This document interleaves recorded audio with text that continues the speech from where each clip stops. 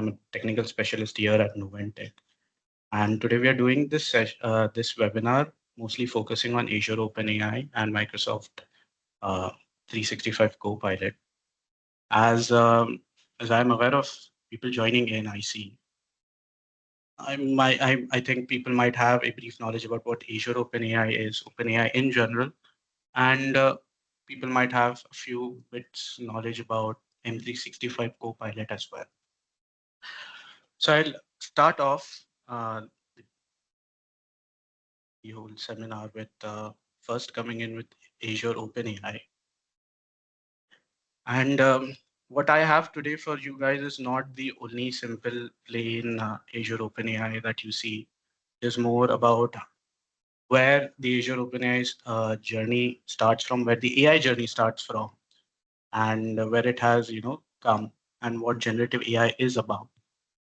And we'll be also exploring some Azure OpenAI catalogs that you find. So, meaning model catalogs, which will, which will give you an overview about how many models there are, available for Azure OpenAI. Because we tend to think if it's Azure OpenAI, we're only sticking to GPT-4, GPT-4o, and all of those models. But the Azure OpenAI service also allows you to, gives you many models, many open source models at your disposal to create agentic AI solutions now.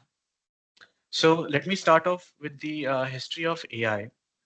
As you see, artificial intelligence was first discovered back in the 1956, but to be very honest, it was during the Second World War. There was a there was a young mathematician, statistic mathematician, computer scientist called Alan Turing. First, decided to bring in the term artificial intelligence. It was during the time when he was trying to decode the enigma that the Germans, the Nazis, used to send, and that is why the British government wanted wanted to decode those uh, encrypted messages, and that is where Alan Turing was brought in to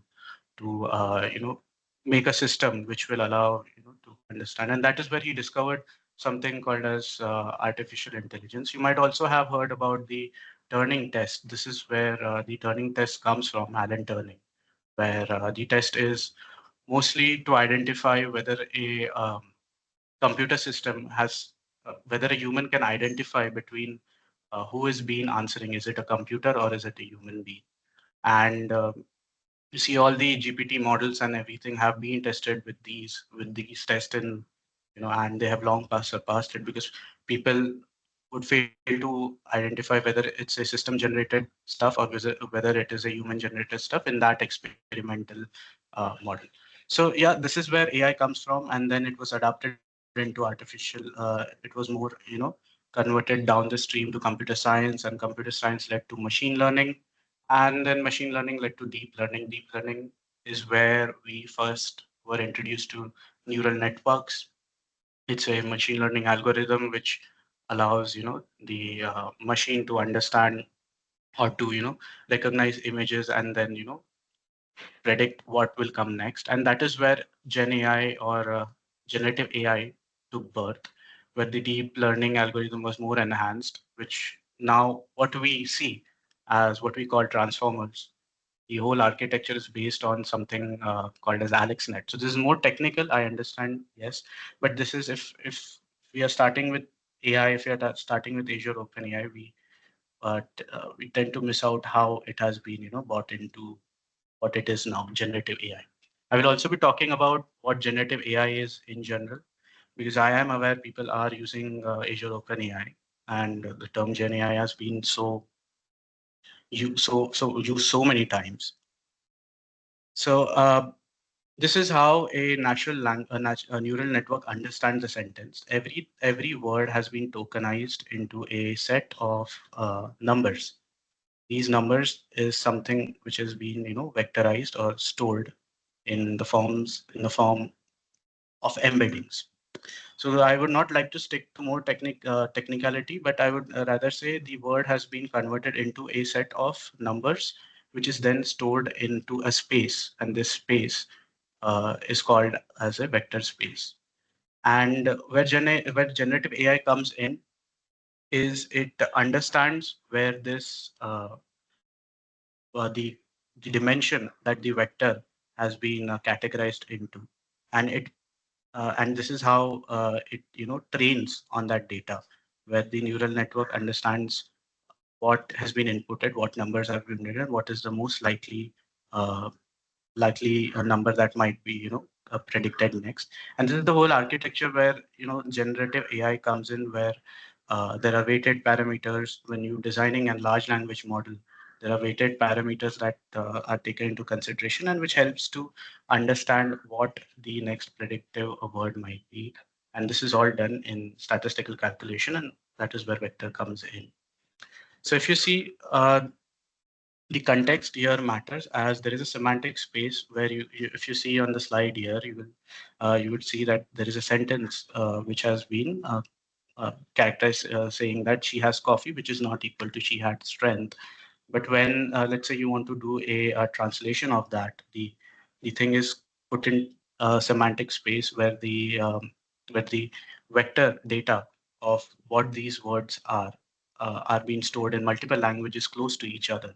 So it helps the computer, it helps the machine to understand what is the most likeliest word that should come after this. And this is a visualization of how it uh, translates from English to French, or I think it's Spanish. But this is how it translates the words into the next predictive output, and it gives out what is the next likely option here.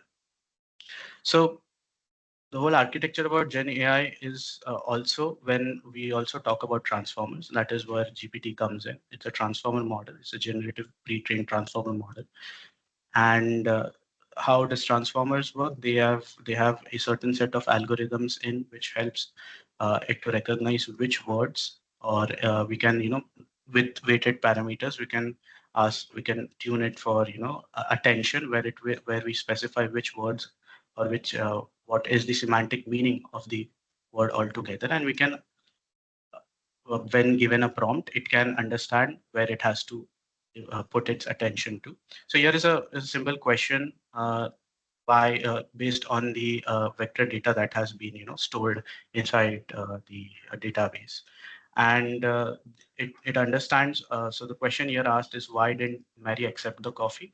It will go in and it will because of the attention weighted tuning that the algorithm has, it will pick up the words that are have semantic meaning to what the query is about, and it will understand what it means, and then it will give out the predicted answer prompt saying that, okay, this Mary, why didn't she have coffee? Because it was a cup of iced coffee. And this is how the process of generative AI comes into action. This is more about how the attention algorithm is placed into the deep neural network. So key terms here, this is how a prompt has been executed, where a user is asking to extract the mailing address from the email. And the system, the GPT model understands that, okay, this is the prompt, and it understands the semantic meaning about what the user's intent is. And it will go in and it will look at the words that are there in the prompt. It will understand, okay, these are the things that I have to pay more attention to, and it will extract an address from that prompt. And that is where completion comes in, where it inherently understands that, okay, this is the likely possible predictive word that has to go next, and that is how a completion is formed. And you see here the accuracy is so good that you can uh, get the address right away in the result. So it has done multiple things here. It has recognized the intent. It has it has completed the output with recognizing to what the intent is, and everything has been tokenized in and understood with what is going on there. So going back, let us explore more about what the model is, model catalog that you can find in the Azure OpenAI service, and then I'll be moving on to M365 Copilot. But if you see, Azure OpenAI service in itself has many more models. The capability of Azure OpenAI services, where now you can see that DeepSeek is also being integrated into the model catalog. And we tend to stick to only GPT models, but there are multiple different models that can be used. There is a specific model which has a 256K of context window, which is helpful for tasks that require user context windows in order to process. And there are also models which are capable of identifying specific area, specific expertise of tasks to do. There's also models that can help you to generate code and many more other capabilities that might keep on adding. You can also find models from Llama. You can also find models from NVIDIA. These might not be generally used much in India as per se, but people based on their requirement do use such models, and it depends upon the requirement to requirement how many what model has to be used. There is also something called as an SLM. SLM stands for small language models. You can also find these models inside the Azure OpenAI catalog, model catalog. And select few are the Microsoft 5.4 model, 5.3 models, 3.5 models with vision capabilities. So these are some models that you can run on cloud. You can infer it from Azure OpenAI, or you can also uh, do something where you can take it into a closed container type setting, and you can run it on-prem for sensitivity reasons or for use cases that depend on running models on-prem. So this is where Azure OpenAI service comes in. There's also, if you talk about how the cost happens with Azure OpenAI service, it's more of a consumption cost. It's more about how many calls you make to the API, to the endpoint, how many times you're inferring the endpoint, and how much tokens you're consuming. And you can also get a PTU, that is a provisional throughput unit, which will allow you, which will give you a certain quota for a certain time, and you can utilize that quota. And this is all about Azure OpenAI. When now going forward with Azure OpenAI service, there is a direct SaaS platform called as Azure AI Foundry, which helps you to integrate Azure OpenAI into itself. This model catalog, the screenshot you see is from Azure AI Foundry itself. So this is where you can have access to the Azure OpenAI service in a visualized format. What the Azure AI Foundry helps you to do is to build agentic AI solutions. It helps you to create pro code first approaches to agentic AI solutions. Yes, you can always use your own IDE to make the agentic solution, but if you want to quickly test something, and if you want to quickly test some theory, or connect database in and check whether the connectivity is happening, whether the model is able to execute the task that you're trying to do, you can have everything tested in Azure AI Foundry and then bring it into your own IDE through inference callings and data connectivity, and you can then execute your requirement or your solution through that from a more production level task. So it helps you to Azure AI Foundry helps you to govern the systems that are in play here. So it has something called as content safety. This is more concern. This is more diverted towards security and risk assessment, where you can tune your OpenAI service or the model that you use, and you can put up a layer of security with content filters in, where certain things have to be blocked, certain sensitive data have not has not to be inferred to, and this is where you can also do something called as fine tuning. What fine tuning is, it is taking the existing models and then retraining it with your custom data sets in order to make it more efficient in doing specific tasks based on the specific requirements you have. Fine tuning, to be honest, is a very expensive cost expensive task. where it requires a lot of compute, it requires a lot of time, and depends upon what data you are training it on. And this is something that you can do in Azure AI Foundry, where you can take any of the models that are at your disposal in the Azure OpenAI model catalog, and you can fine tune them in respect to whatever solution or whatever business challenges you're trying to solve.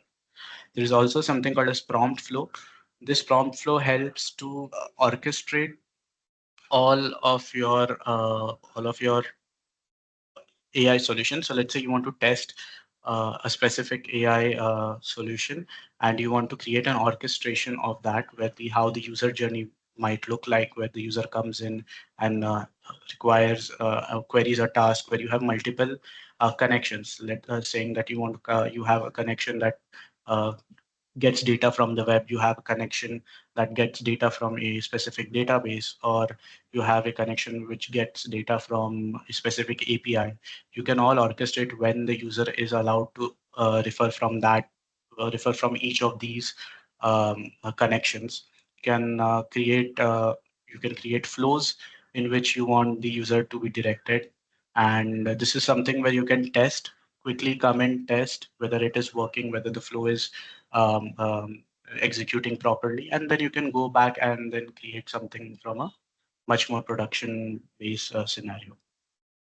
Also, a neat feature about Azure AI Studios helps you to track where everything is happening from, where the data is being bought, and let's say if you do get stuck into some error, the error diagnosis is much more easier here, because it helps you to it traces to where you are pulling data from, or what task you are trying to implement. So this is something that you get with Azure AI Foundry. I'm sorry if I call it Azure AI Studio. It's all the Microsoft naming schema keeps on changing. But yeah, and there is also something called as evaluation, where you can test multiple fine-tuned models with each other, and come to a conclusion which is the best for your requirement. So yeah, that is all about Azure AI's Foundry, Azure Open AI service. And next, I would like to move to Microsoft 365 Copilot. So I hope everyone here might have a knowledge about what M365 Copilot is. If not, I'll just quickly wrap up what M365 Copilot is. Why was Azure OpenAI a factor to be explained first? Would be I would like to clarify that is also because M365 Copilot in itself uses Azure OpenAI as its core service. This is where you are getting all the LLM powering reasoning happening. So Copilot is nothing but a UI, and that is how it is being branded as also the UI for AI, because it helps you with a very streamlined UI in order to query your LLM. The everything is being managed by Microsoft when we talk about M365 Copilot. All the services, everything what you are paying for is the license itself, and everything else is being managed by Microsoft in the background. What M365 Copilot has up to this date, to my latest knowledge, the foundational model that M365 Copilot has is the GPT-4o model, which is the core model that helps to do the LLM reasoning happening. And when you say M3 in M365 Copilot, you also bring in the M365 suites of products. You can get this UI inside Teams. You can get this UI inside Word, inside Excel, and all the other products that you see in the Microsoft's M365 suite. So this is a much more general idea, where you get an assistant to work with you, rather than things being told to do. You get an assistant which helps you to do those tasks, which makes your work efficiency much more increased. And what it helps in is to catch is to get you caught up on everything that is happening inside your organization. Let's say you miss a meeting, or let's say you require a certain document or something that has to be of critical importance, that has to be shared with a stakeholder. You don't have to go through the administrative task of getting the document or writing a mail to someone who will allow you, or who will send in some data that you require. Everything is being indexed in the M365 search, which is a semantic search, which is in turn connected with the M365 Copilot. So one query, for all your queries regarding to your enterprise data, you're just one query away from getting it. And that is how Microsoft 365 Copilot makes you or helps you increase your work efficiency, where you can collaborate with people, where you can share your ideas, and other people can reason with those ideas with M365 Copilot, get new insights, or from a marketing perspective, getting more insights upon the campaign that's been run, and how successful the campaign is. So more of an analytical part, where you can also get M365 Copilot to do. When you do enable M365 Copilot in your tenant, it has a certain boundary that it would function, it would work for, and that certain boundary can be extended. And when we do say it can be extended, this is where extensibility with M365 Copilot comes in. And I would like to focus more on the extensibility part, because it's been long that M365 Copilot has been put into many enterprises these days. But the value for what M365 Copilot holds has not been explored yet, and that is what we do at Noventiq as well. We try to understand what M365 Copilot and extensibility can help organizations to increase adoption. Yes, one, and also to leverage this AI product to its full capabilities. And uh, and extensibility being a coming on that topic more, extensibility is something that allows you to connect to third party sources. So let's say you have a database in some provider, let's say AWS, or let's say Oracle, and you want a connection, and you want an LLM to reason with that data. You want to bring in that data, talk to that data, explore or gather insights from that data. You can make those connections happen through M365 Copilot. Let's say you have a on-prem SharePoint server, and you want to reason with the data on that on-prem SharePoint server. You can have M365 Copilot come in and reason with that as well. So this is where M365 Copilot shines more on the aspect of productivity and work efficiency, where it allows you to query and reason to a huge set of databases. And bringing also, this is something that is in the future for M365 Copilot, where if you are aware, Microsoft Fabric plays a very huge part in the AI suite of products that are being bought in by Microsoft. And you can now connect or now you will be able to connect your Fabric capacity with M365 Copilot. So bring in all your analytical data into Copilot, and then have that reason with, and help you to bring out more richer insights about how you want to run a certain thing, or how you want to analyze a certain part of that data. So if you see the natural language context for M365 Copilot, it's a large language models. You can connect it to the internet. You can also have your Microsoft Graph data come in, and you can also access your M365 apps with with this Copilot, M365 Copilot. And this is where the vanilla Copilot helps you to summarize chat conversations in Teams, draft an email message, or create meeting agendas, draft a project proposal. This is all everything that you can see with M365 Copilot. And here is a brief explanation of how the query happens, how something called as RAG, that it's an acronym for Retrieval Augmented Generation, which is the standard format of retrieving data. and reasoning with data, and how you do that, how the whole process happens. And I would like to explain it to you with M365 Copilot. So this is where the user's journey starts by prompting the Copilot. You can prompt it through Teams, you can prompt it to Word, you can prompt it to PowerPoint, and it recognizes the intent what the user has. It will go back to the enterprise data. The whole enterprise data is being indexed into the M365 semantic search, and this is where it is understanding your context, and it is bringing your contents, emails, meeting, chats, calendar, contacts. Everything has been indexed in your enterprise data. This is where it talks with your enterprise data. It gets that back. There is a reasoning that happens with M365 Copilot. The prompt has been modified. It is given to the LLM, large language model, foundational model that is there, where it has been brought in through Azure OpenAI internally, and there is a retrieval that has been generated. There is a reasoning on the data that has been done, and then it is then again brought in back to the ground truth, that is the Microsoft graph, your enterprise data.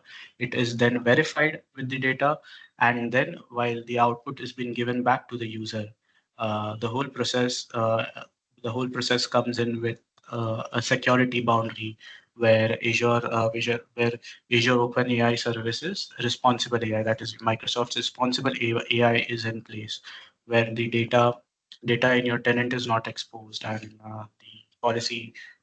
So let's say your Word document has been set to a confidential policy, and let's say it's not for all the members of the organization. So all those policies are being, put in place here, put in picture here, and the user is whether the user is allowed to see that documentation or not is being also taken in consideration, and that is where the prompt has been generated, the whole answer has been generated, and then given back to the user. So this is a whole journey of how RAG is implemented, but this is where RAG is being implemented with security, with your with Copilot being the mediator and Microsoft being the mediator for the security perspective. And this is how you see uh, what has been generated back to you. Going ahead, where you can find Copilot is in your team. So this is a biz chat or a Teams UI chat where you can find Copilot. And with Copilot, the new thing that has come in is called, from an extensibility point of view, something called as declarative agents and custom engineering agents. So I'll be talking more about both of them and the whole architecture of how they are also placed in the whole M365 Copilot ecosystem. But you can start seeing these agents here on if you navigate to your biz chat on the right side. Once you open the plane up, you can see these agents in. Either you can go and add them in through the Teams marketplace. There is a whole section for agents. If your administrator or if your organization allows you to add agents in, you can do that. Or you can also create your custom agents. And there are two ways of doing that as well. Either you can go with a pro code approach, or you can go with a low code approach. And if you see on the screen here, you'll see something called as Go to Copilot Studio. I think the whole UI has been changed because it's been updated, but I think it is get agents or build agents now. The get agents is the one that has been replaced with get Copilot extensions. So you see this icon, and you can go and select these icon. And when you say build agents with Copilot Studio, this is where the M365 agent builder comes in. So it's a whole architecture that is based on Copilot Studio. Copilot Studio is another SaaS offering from Microsoft, which helps you to build agentic AI solutions. And these agentic AI solutions are much more catered towards the citizen developers who are proficient with Power Platform and can make solutions using low code and no. So that is what Copilot Studio does, and it in itself is a different topic to cover and would take up much more time. So we would rather stick to M365 Copilot today and understand how the extensibility that you can make to M365 Copilot with Pro Code in place. Because Copilot Studio has been talked about, and I feel this is a topic that is not covered much. Where you see this is where you see the agents.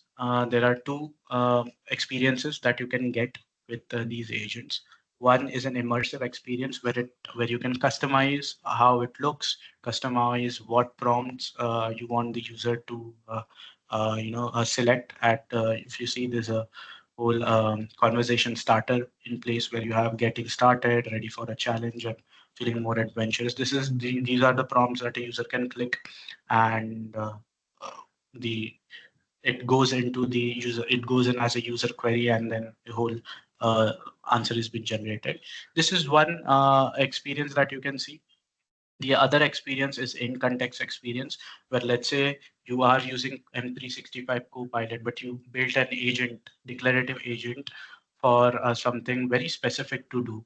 And that is where you can do the in context experience, where you can just just put in at the rate, and you can then call the agent that you require for the specific task. Going ahead, agents, there are two types of agents that you see in the extensibility scenario with M365 Copilot. One is the declarative agent. That is something that you get to see inside the M365 Copilot's user experience.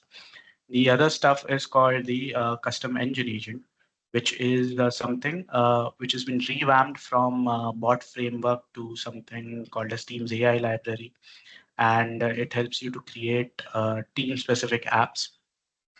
The future forward for this is more of the idea behind custom engine agent is to help you to bring in your own orchestrator, bring in your own large language model, bring in your own knowledge base, and bring in your own actions. And everything is customizable with custom engine agents. And right now you can build them, and it gets added as a Teams app. But the future forward for this is you will be able to add them as declarative agents or as agents inside Copilot Studio, which Copilot M365 Copilot, sorry. And then you query these custom engine agents, which will have which will have your own fine-tuned LLM for some specific task. So that's the idea between for custom engine agent. Declarative agents, you can already see them inside Copilot's to Copilot M365 Copilot. So as I said, there are two ways of doing this. One is the pro code way, and one is the low code way. The low code way is Copilot Studio, and the pro code way is through Visual Studio Code. It's an IDE for development purposes, and inside of Visual Studio Code, to be very specific, there's something called a Teams toolkit, which helps you to build these, both of them actually, both of the solutions, a declarative agent and custom engine agent, and helps you to do that. So let's get on cracking with what both of them do. Why is there a need for two different agent categories? So if you see M365, you can build declarative agents on M365 Copilot. So it uses your M365 license and uses your M365 orchestrator in order to license in terms the M365 orchestrator.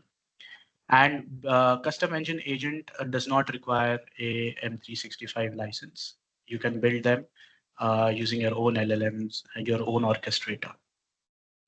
Uh, Declarative agent is for a much more simplistic tasks, where custom engine agent is for more advanced customization and flexibility. You can see them in Microsoft M365 Teams, and Microsoft 365 Copilot, M365 Teams also, because the whole experience you can get through declarative agent is inside the Teams biz chat. You can see the custom engine agent. You can see a star after M365 Copilot, because this is something that might be or might not be added. It's a future forward for Microsoft. What you can see is Microsoft Teams implementation for the custom engine agent. You can also make this agent host it as a web app, and then you can pull in that web app to your own website. So you have that capability of doing that also, and then there are much more other channels that you can explore this custom engine agent with. Going ahead, when do you use what? So let's say you want to extend your experience with M365 Copilot, and this is where the declarative agent comes in. It helps you to bring in data through API. So these are custom actions that are called in through plugins. It can be connected with your M365 Graph API. It can be connected to your SharePoint, OneDrive. And it can also be connected with web search. When do you want to when do you go for the other option as a custom engine agent? When you want to use your own orchestrator and your choice of model. Let's say you want a fine-tuned model to come in, and that is where custom engine agent happens. It is being built with Teams AI, a Teams AI library, because it has support. Teams AI library has support for JavaScript, Python, and TypeScript. It is also it can the future for this is also that you can build this coming with the M365 agent SDK, which is now only in .NET. It supports .NET and I guess Python as well now. But that is the whole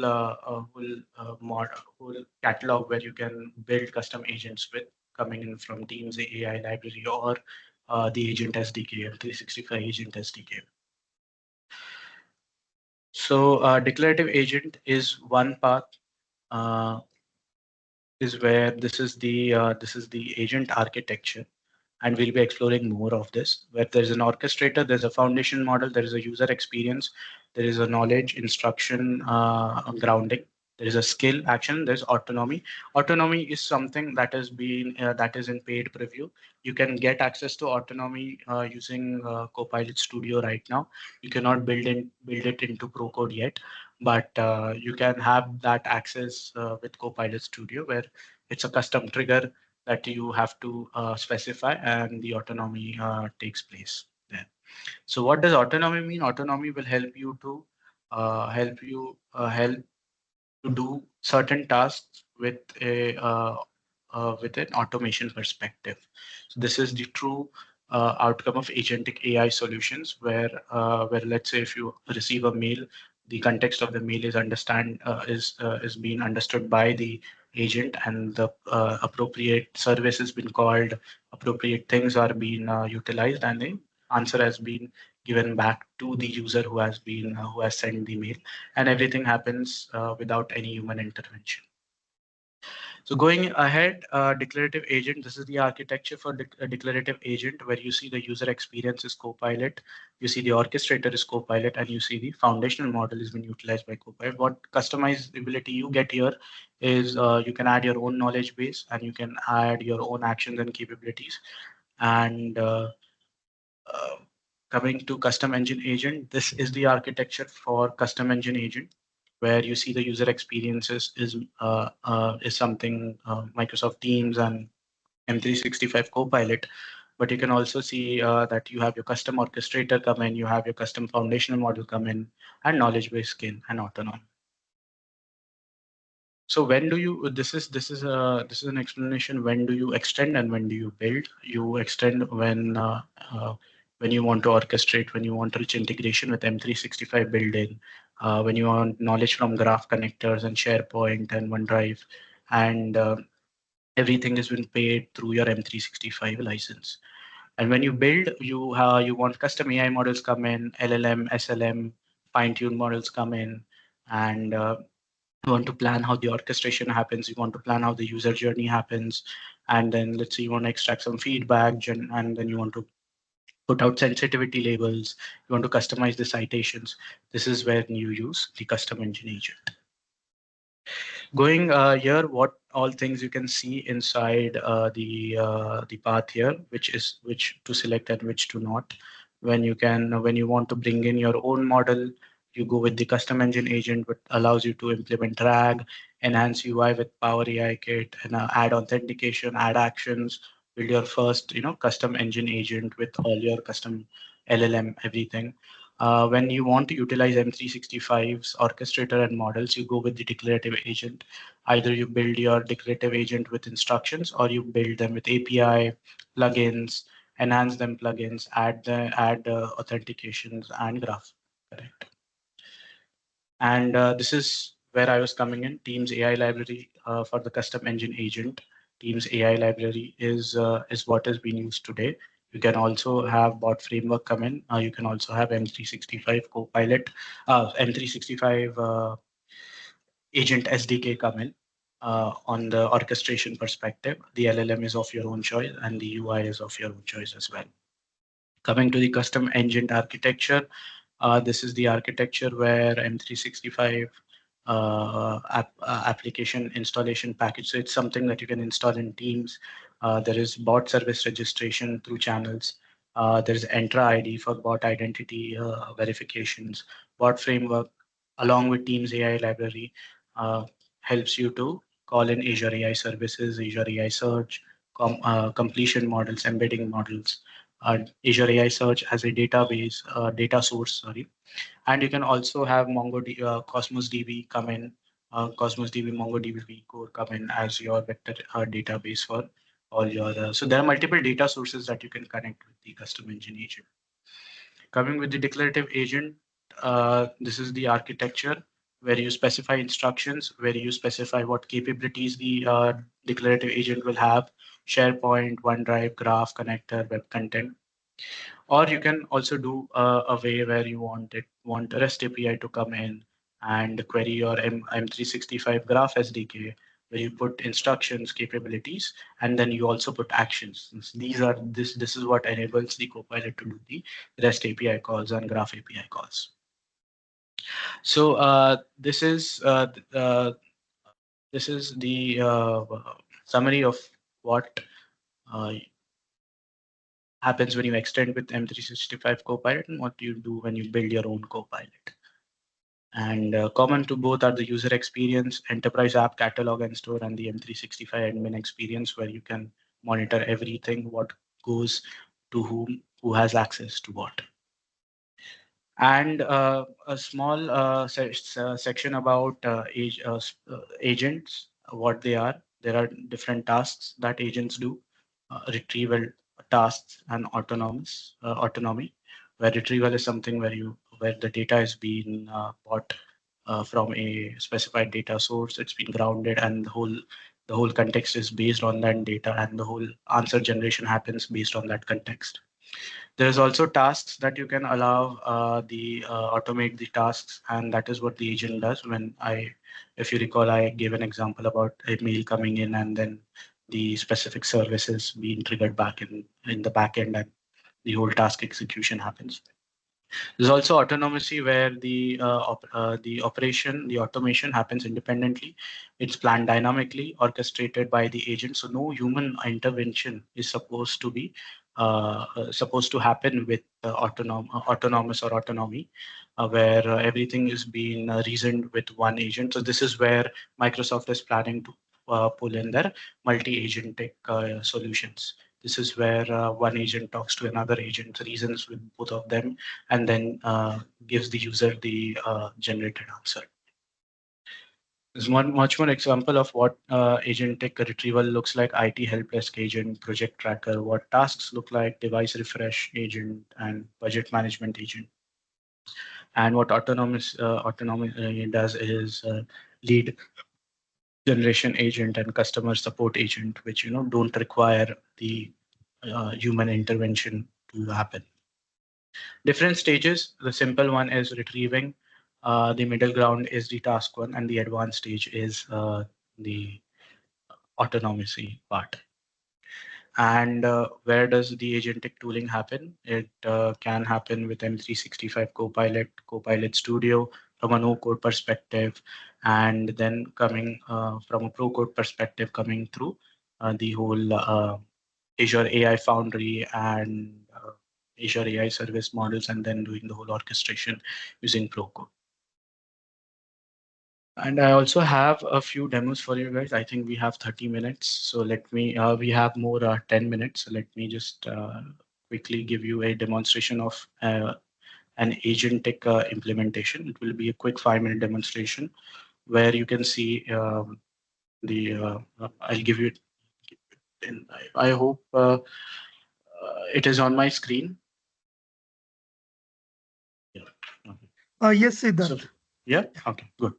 So if you see here, this is a declarative agent that I have made into the whole Copilot interface, where I will start querying it, and it will and this is much more to do with querying related to Azure consumption data and the subscriptions that I have with my Azure consumption. And I'll say I'll just prompt it to list the uh, subscriptions that I have.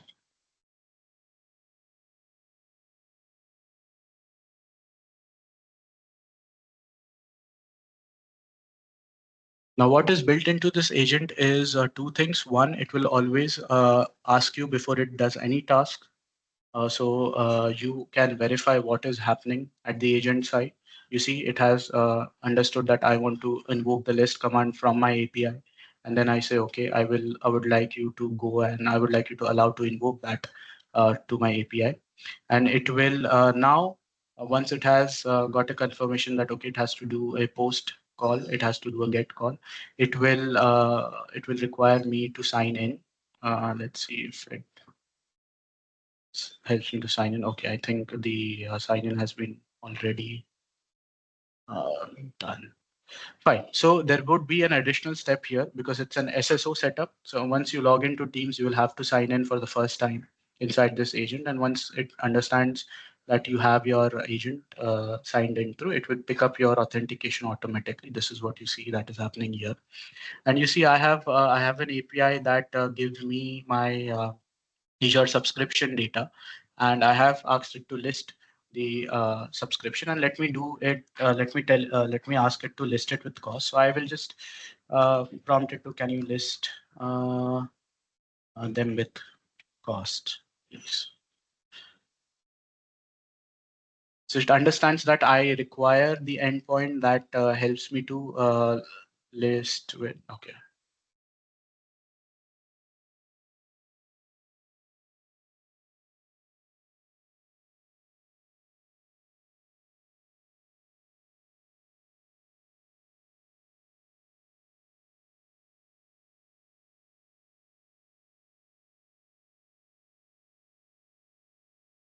No, I think it is not bringing in that.